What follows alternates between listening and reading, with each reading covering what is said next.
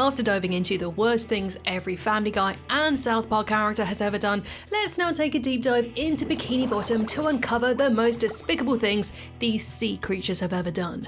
And because there are so many characters to cover, I had to call in some help, so I sent out a bubble message to some of my favourite SpongeBob experts. Hey, wanna collab? Let's begin alphabetically. Barnacle Boy. As Mermaid Man's trusty sidekick, Barnacle Boy is always there to help rid Bikini Bottom of evil!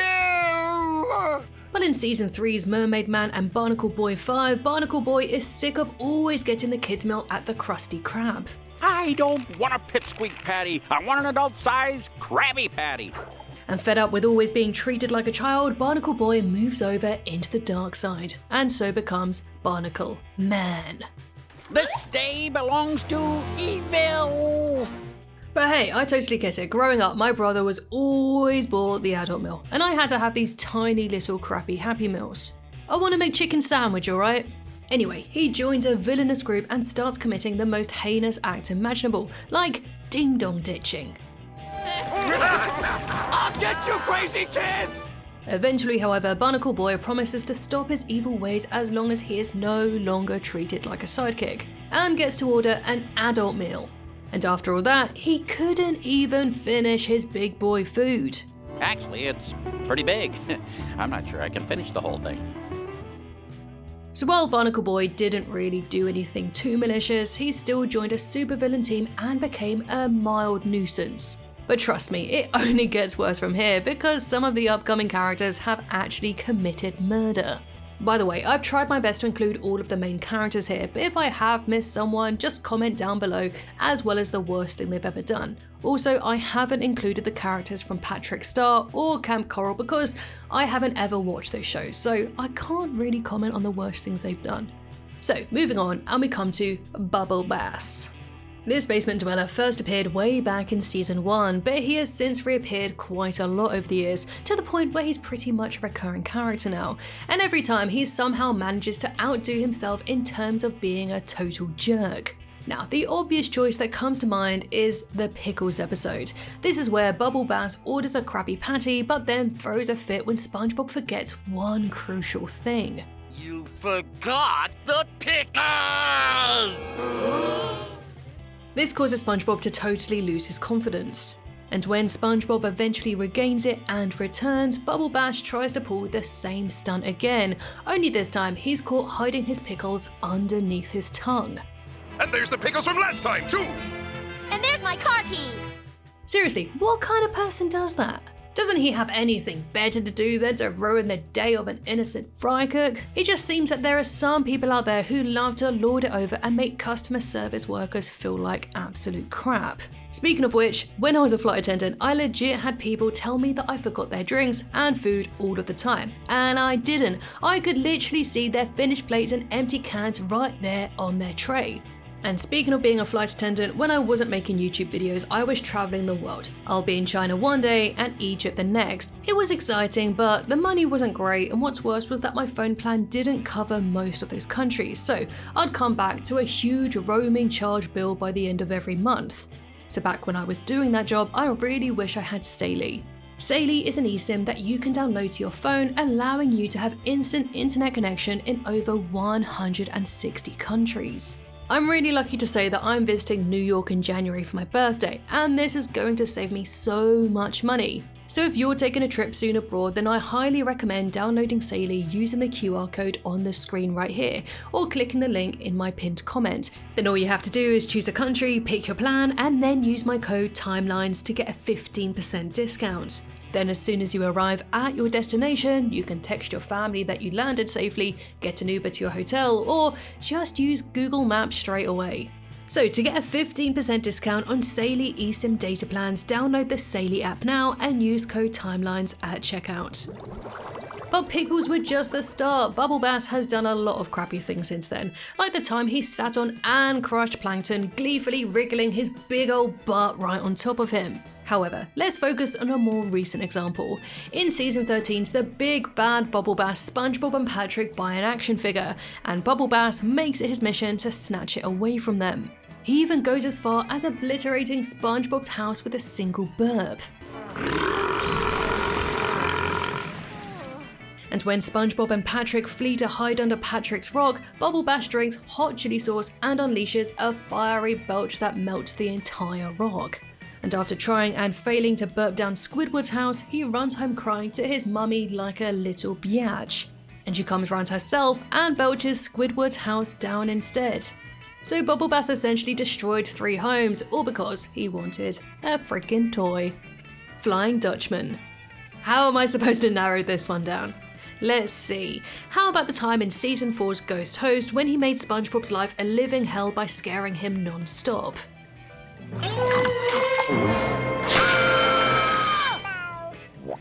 Like he gave him tentacles, hid monsters in his fridge, and basically terrorized him constantly. And while that is definitely awful, I have to go with his appearance in Season 2 Shanghai's. When the Flying Dutchman destroys SpongeBob's house by dropping his anchor onto it, SpongeBob, Patrick, and Squidward climb aboard to investigate. He then immediately enslaves them as members of his crew, and when Squidward stands up to him, he throws him into the Fly of Despair. And then when they fail at being his crew, he threatens to eat them. Eventually, SpongeBob makes a wish to turn the Dutchman into a vegetarian, but he simply turns the 3 of them into fruit so he can blend them up into a shake. And although he may not have eaten them in the end, there is an alternative scene in the DVD release where he actually did. Right, now let's talk about Fred. You may not know his name, but I can guarantee you know his catchphrase. My leg! My leg! Now, since that's literally all he seems to do, you might be wondering how Fred even made it onto this list. Well, it turns out Fred is a criminal. Throughout multiple episodes, we've seen that he's done some time in prison. What crime did he commit? Well, we may never know, but his actions in Season 4's Have You Seen the Snail speaks volumes about his rotten character. In this episode, Gary is lost, hungry, and wandering the streets. He stumbles across a restaurant and peeks through a window to see Fred enjoying his meal, but instead of showing any kind of compassion for this starving creature, Fred just closes the blinds on him. Talk about heartless. Now, a little tip for you, but if you want to know if someone is a good person, just watch how they treat animals. And Fred, he definitely fails that test. And speaking of Gary, well, Gary hasn't really done anything too bad because he's such a good boy. And the only thing I could really think of was when he bit everyone in Season 4's Once Bitten. He goes all feral and starts chomping on everyone in Bikini Bottom, causing mass hysteria when everyone believes they've turned into zombies. But to be fair, he was suffering from grouchy snailitis, so he wasn't acting like himself. Aside from that though, Gary's probably got the most blemish-free record in Bikini Bottom. Unlike our next guy, Harold. Although this fish is a background character, he still has had some of the most iconic lines in the entire show. Big, meaty claws! This little fishy has some serious anger issues. Take Season 3's The Bully for example. He's the one who led the charge in bullying that sweet old man. So, you like kicking butts, do ya? Well, we'll show you, old man! There he is! Go get him! And not just once, but twice. How many times do we have to teach you this lesson, old man? And yeah, sure, he only did it because he thought that he was bullying SpongeBob, but still, let's be real here. Harold was just looking for any excuse to gang up on someone. Incidentals. Okay, so Fred and Harold were the exceptions because SpongeBob literally has hundreds of background characters, so many in fact that they have their own collective name, Incidentals. Now, I obviously can't cover every single one of them, so let's just group them up together, shall we? And let me tell you, Bikini Bottomites are kind of a-holes. Hey pal, you just blowing from Stupid Town? I even did a whole video about this because these guys are so quick to anger and will riot at the drop of a hat. So I believe the worst thing the Incidentals have ever done was in Season 3's The Sponge Who Could Fly. At first, the townsfolk all bully SpongeBob for having the audacity to dream of flying. They laugh at him, call him crazy, and basically crush his spirit. SpongeBob, being the determined guy that he is, goes out and proves them all wrong. And of course, the Bikini Bottomites quickly change their tone when they see SpongeBob can actually fly after he inflates his pants. But instead of showing genuine support, they start asking him all kinds of favors and take advantage of him. Untangle my phone cord? Do my geometry? Talk to my plants. Rub my scalp? When SpongeBob tries to run away from their constant demands, they form a mob and chase him down. And when SpongeBob is shot out of the sky, the townspeople don't care at all if he's seriously hurt. All they care about is his pants. The entitlement the townsfolk has absolutely boils my blood. They're only concerned with what SpongeBob can do for them, and once he's no longer quote-unquote useful, they simply toss him aside. Karen. In Season 11's Bottle Burglars, Plankton finally accomplishes the impossible and steals the secret formula. And when SpongeBob and Squidward try to sneak in to retrieve it, they come across a sleepwalking Karen. She picks them up, stuffs them into a meat grinder, and grounds them into chum meat. Of course, because this is a kids' cartoon, they are back to normal by the very next scene, and while Karen didn't do this maliciously, she still literally grounded them into a pile of meaty sludge. It was pretty traumatizing. Kevin C. Cucumber. I hated this character as a kid, and I still do as an adult. But that's kind of the point, isn't it? Kevin was created to be as unlikable as possible, and wow, the writers really nailed it. Kevin made his debut in Season 2's I'm Your Biggest Fanatic as the leader of the Jelly Spotters and SpongeBob's so-called hero. And how does Kevin respond to this hero worship? By insulting him.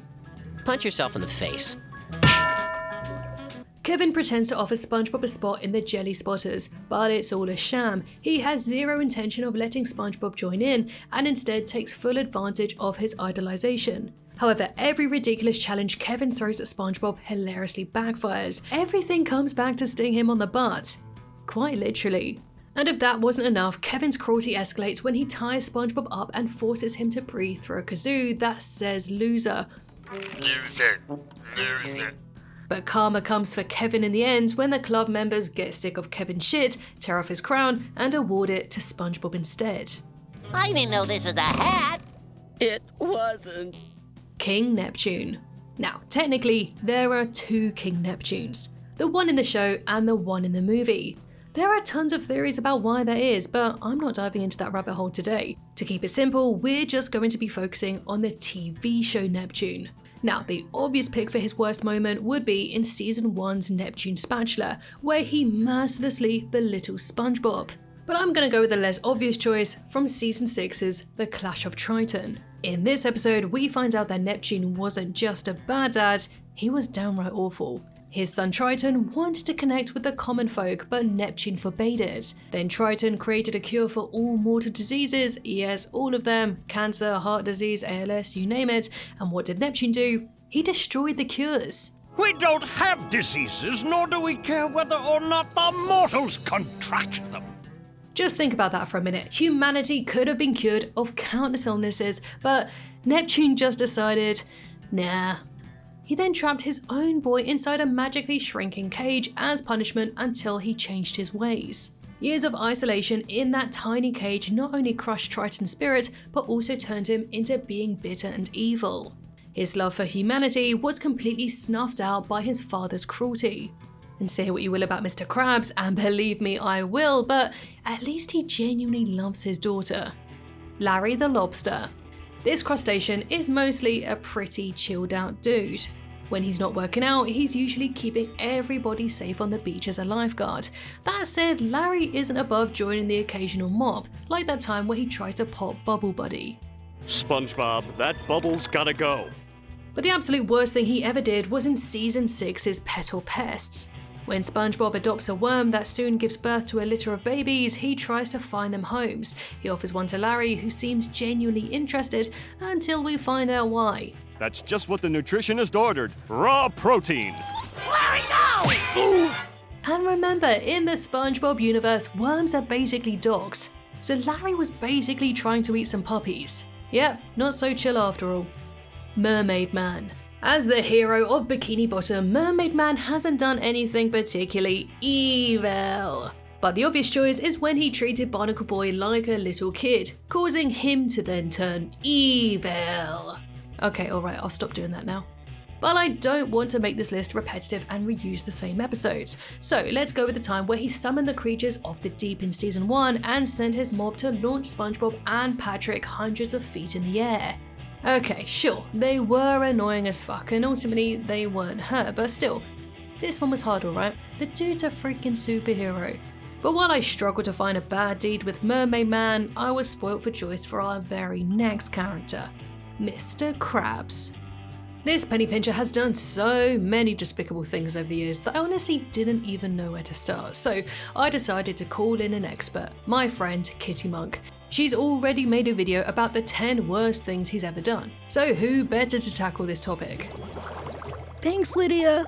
Mr. Krabs, the Buck Strickland of SpongeBob, and one of my all-time favorite characters, has done some really bad things. The first thing that comes to mind for me is when he tries to copy the Onceler by destroying an ecosystem for profit by having SpongeBob capture all of the jellyfish in jellyfish fields. That way, he can imprison them in a sweatshop and squeeze every single ounce of jelly out of them. Keep that gelatinous gold a-flowing! But the worst, the absolute worst, selling SpongeBob's soul for 62 cents. In Born Again Krabs, Mr. Krabs literally dies from his cheapness via eating a rotten Krabby Patty that he told SpongeBob he had to sell, even if it hurt his business. And it did. The Dutchman tries to damn him to Davy Jones's locker, but Mr. Krabs swears he'll change if given a second chance. But you must always be generous, never cheap. Now, you can argue the Dutchman wasn't literal, and he meant don't tear people's arms off for pennies, since it's okay to be a little frugal, but Mr. Krabs takes this and runs with it. He becomes a very generous man, both to his customers and his employees, at least until he realizes it's bankrupting him, so he takes it all back. Give me back them toys and freeloaders! The Dutchman gets wind of this and tries to haul him off, but SpongeBob swears that Mr. Krabs has changed. If you had to choose between SpongeBob and all the money I have in my pocket, which would you take? Of course, Mr. Krabs chooses money over SpongeBob, and not for a few bucks, a few cents. Here you go, Krabs, 62 cents. Wow, good for you! SpongeBob gets to be in Davy Jones's locker for eternity, and you can buy part of a laundry cycle. Heck, in the end, he doesn't learn from his failure, as in he learned it was wrong to sacrifice the one person who cared about him. He just realizes it's bad because his main cash cow is gone forever. I didn't learn anything! I lost my best fry cook! Of course, SpongeBob comes back, but yeah, the day Davy Jones comes for Krabs once and for all, it'll be a good day. Anyways, back to you, Lids. Thanks, Kitty.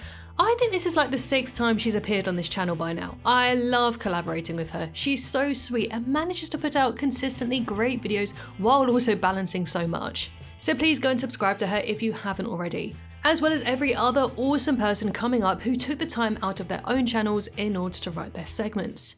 Mrs. Puff. I've always felt a bit bad for this puffy fish. She started her driving school with pure intentions, and then SpongeBob came along and made her life a living hell. And in the season 8 episode Demolition Doofus, SpongeBob nearly kills her. During another disastrous driving test, SpongeBob crashes into so many cars that the repeated impacts cause Mrs. Puff to inflate like a balloon, and then she pops. The accident ruptures her inflation sac, leaving her permanently deflated and barely alive. This traumatic near-death experience is the last straw for Mrs. Puff, who decides it's time to eliminate SpongeBob once and for all. I could finally be rid of SpongeBob. She hatches a plan to sign SpongeBob up for a demolition derby, hoping that the other drivers will do her dirty work. But when they fail to take him out, Mrs. Puff decides to handle things herself. So she bursts into the arena, laughing like a maniac, and goes full throttle in her own car to run SpongeBob down. Her bloodlust is so intense that she's willing to destroy her very own boating school in the process. And look, I get it, SpongeBob's driving would make anyone question their sanity. In many ways, Mrs. Puff's frustration is understandable. But at the end of the day, yeah, attempted murder is very, very wrong. Patrick. To talk about this starfish's idiocy, I've invited YouTuber Other onto the channel. I discovered his videos a while back with his Where is SpongeBob's Library video. And I really love the series where he explores the layout of the characters' houses, like Squidward's and Patrick, and also shows how they've changed over the years. They're super fun and so interesting, so as soon as I started working on this video, I had to reach out to him. So I'll let him take it from here. Yo, what's up? Thanks for having me, Lydia. Patrick has been a controversial figure in SpongeBob since pretty much since the pre-movie era ended. Bro kinda became the main antagonist of many episodes alongside Krabs, and that led to him doing some questionable things in the show. Picking the worst thing Patrick has done is like picking the worst season 14 episode. Lots to choose from. But I personally would have to go with the season 11 episode Ink Lemonade. In this episode, Patrick tortures Squidward by scaring him non-stop in order to get ink to squirt out of his nose so he can sell it as lemonade. In many of Patrick's other wrongdoings, he's at least an oblivious idiot, but in Ink Lemonade he's scarily aware of what he's doing, which just makes it so much more mean-spirited. You should not be this happy about leaving Squidward scared for his life like this. Pearl. And the collabs keep on coming, because to talk about Mr. Krabs' daughter, I reached out to Dusk Till Sean. He's appeared on my channel a few times to talk about Hey Arnold, but Sean is so much more than talking about Hey Arnold. He's done video essays on the Fairly Odd Parents, Jimmy Neutron, and of course SpongeBob SquarePants. So who better to bring into this video? Take it away, Sean. Hey friends, it's great to see you all, and Lydia, thank you so much for having me back. When it comes to analyzing Pearl Krabs as a character, and more specifically, the worst thing that she's done, it's worth pointing out that she's not necessarily one to do anything intentionally spiteful to anybody. Sure, she's had moments where she may not be the kindest to those around her, like when she made SpongeBob cry in the episode where he took her to the prom, but the thing is, like we saw in that episode, it was more of an emotionally driven response rather than spitefully trying to make SpongeBob upset. However, when we look at the season 2 episode Bossy Boots, we would without a doubt stumble upon the worst thing that Pearl has ever done on purpose. This episode is the one where Mr. Krabs, her father, hires her at the Krusty Krab for the summer, and deep down, Pearl really doesn't want the job because it cuts majorly into her social life. Yet, she refuses to tell her dad how she feels, instead opting to purposefully make changes to ruin the business in hopes of getting fired. We would see her renovating the Krusty Krab into a hangout spot for teens that only sells tea and salad, dressing the employees up in embarrassing costumes, and along the way spending as much of her father's money as she possibly can. All the meanwhile, Mr. Krabs is under the impression that she's doing her best, and he has no idea how to tell his daughter that her ideas are ruining the family business and bleeding his bank account dry. More or less, the worst thing she's done is single-handedly attempt to sabotage her family's entire livelihood, likely without even realizing how much she was truly playing with fire. If her plan had continued to unfold, there's a chance that her dad could have lost his restaurant, and as the dominoes fell, it would have certainly destroyed their lives. Perch Perkins. As the field reporter for Bikini Bottom News, Perch Perkins usually sticks to covering the latest happenings in the town. He's the guy on the sidelines, reporting on the drama, not causing it. But in the Krabby Patty report short, Perch throws his journalistic integrity out of the window. After trying a frozen Krabby Patty for the very first time, Perch loses all self-control and goes on a full-blown eating rampage. He swipes burgers right out of Patrick's hands before turning on the rest of the town and devouring everyone's food. Things spiral out of control when everyone starts chasing him, and in the chaos, Perch causes a car crash that sets the entire town on fire. Plankton. Like I mentioned earlier, I'm staying away from the movies, otherwise his sinister plan of making the Bikini Bottomites his slaves would definitely be at the top of the list.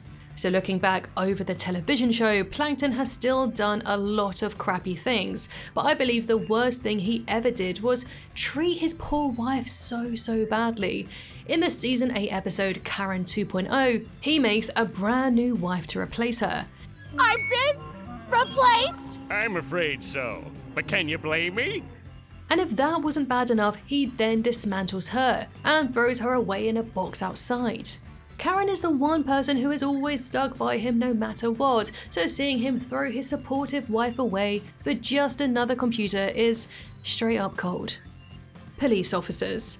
The law enforcement in Bikini Bottom are power hungry and are definitely not above abusing their powers.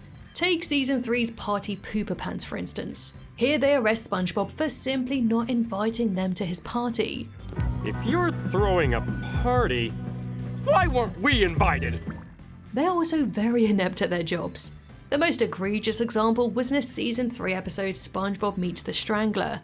When they finally arrest the notorious Strangler, what do?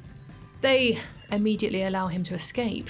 Give us a call if you see him again, Tattletale.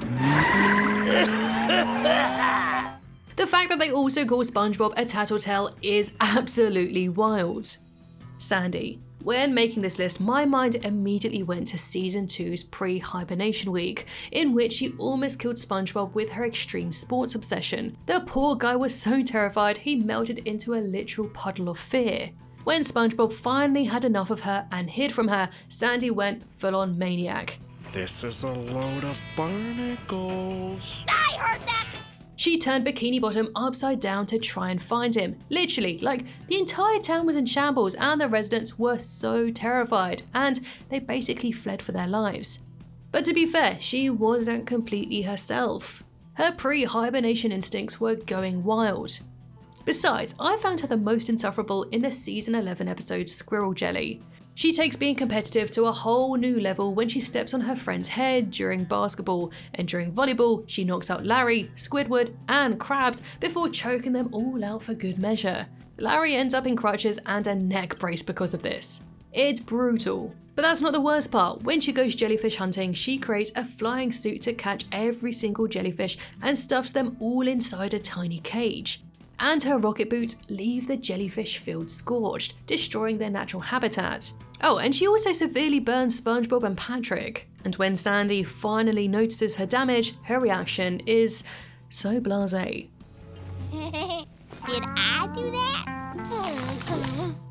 So yeah, this wasn't the best Sandy episode. SpongeBob. So I actually got the idea to make this video from watching SpongeBob the other day, and in particular, it was this season 1 episode, Sandy's Rocket. And there was this joke which flew right past my head as a kid. No way, SpongeBob! Especially after your little mishap with my whirlybird. And I thought, my god, SpongeBob SquarePants is a literal mass murderer. There are 91 gravestones here, and I know that because I'm a sad sack who counted every single one of them. And that's only the ones you can see through the window. And the insane thing is that it's never mentioned again. Worse still, SpongeBob doesn't seem to have any kind of remorse. He's just a weird little psycho. What I don't get about SpongeBob is he once turned himself in for stealing a balloon. On Free Balloon Day no less, but he had no remorse about mass murder. Ultimately, I know it's just a quick gag, a joke that was supposed to be forgotten by the very next scene. The writers never expected that a 29-year-old woman would be making a video about it 20 years later. So yeah, Squidward. To dive into Squidward's worst moment, I've invited a very special guest, my good friend Phantom Strider. He's been making amazing SpongeBob videos for over 7 years now. He's basically one of the OG sponge tubers. So, take it away, Josh. Howdy, Lydia. At first, I thought this would be easy, as Squidward can be a real jerk, particularly to SpongeBob. But when I thought about it, Squidward is actually almost always the receiver of misfortune rather than the bringer of misfortune. That's how we've gotten all those notorious quote-unquote Squidward torture episodes. Most of the time, his worst crime is slacking off on the job.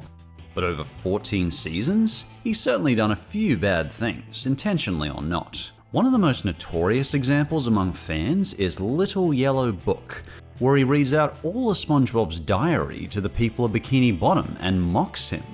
This bothered me because it was so humiliating to SpongeBob, and we can clearly see how it upsets him. That's low, Squidward. Even for you.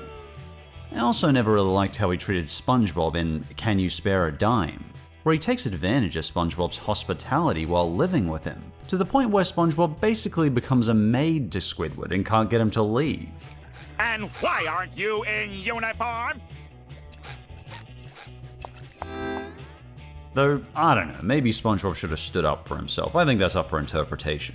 Probably the worst thing I can think of Squidward doing is in the episode I Was a Teenage Gary, where Squidward was put in charge of Gary for a few days while SpongeBob was away. But he neglects Gary to the point where Gary is dehydrated and nearly starves to death. Gary was so unwell that he was shriveling up. I realize Squidward forgot since he was sunbaking all weekend, but I also don't think that's an excuse given how cruel this is. But given how neglectful he is of his job, it's not that unusual. But Gary is so important to SpongeBob. The fact that Squidward nearly killed the poor fella? That's pretty bad. Thanks for asking my opinion, Lydia. Squilliam. We can't talk about Squidward without also talking about his snobby rival Squilliam Fancyson III. This guy has made it his life mission to humiliate and belittle Squidward at every turn, like banned geeks for example. But let's focus on his appearance in Season 3's Squilliam Returns. In this episode, Squilliam goes out of his way to publicly embarrass Squidward, flaunting his entourage of cronies just to rub it in how much better he is. What you been up to? Oh, just succeeding in everything you failed in. And if that wasn't bad enough, at the end, Squilliam twists the knife even further by lying to Squidward about being a fellow cashier. Just when Squidward starts to relate to him, Squilliam reveals that it was just a cruel joke purely to mock him. And on that note, that's the end of the video. Please go and support all the wonderful creators who helped with this video. The links to their channels are down in the description below.